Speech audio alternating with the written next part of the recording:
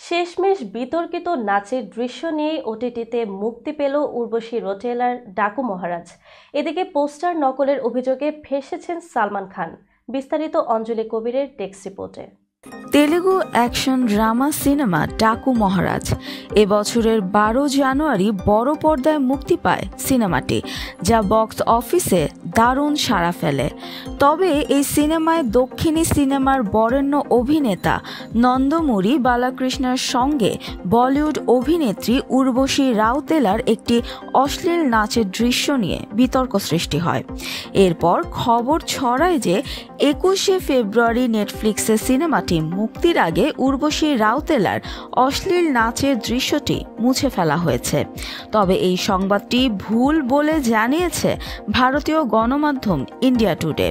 নেটফ্লিক্সের একটি সূত্র ভারতীয় গণমাধ্যমকে জানায় এ ধরনের খবরের কোনো সত্যতা নেই। ওটিটি প্ল্যাটফর্মে প্রেক্ষাগৃহে প্রদর্শিত সংস্করণই দেখানো হবে, কোনো দৃশ্য বাদ দেয়া হয়নি।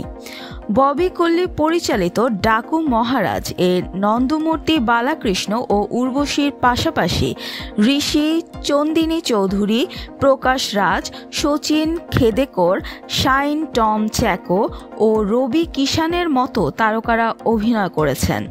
চলচ্চিত্রটি বক্স অফিসে 105 কোটি রুপি আয় করেছে। এদিকে সিনেমার পোস্টার নকলের অভিযোগ উঠেছে বলিউড সুপারস্টার সালমান খানের বিরুদ্ধে। অভিযোগ, তিনি 2020 সালে মুক্তি পাওয়া মিসেস সিরিয়াল কিলার সিনেমার পোস্টার চুরি করেছেন।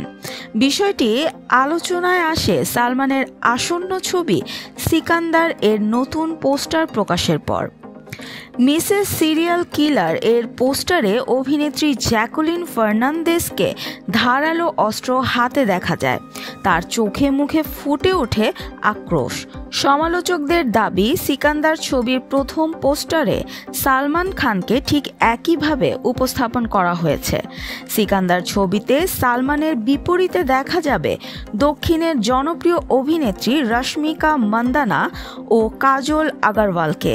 ছবিটি প্রযোজনা করেছেন সাজিদ নাদিয়ালওয়ালা এবং পরিচালনা করেছেন AR মুরুগাদোস।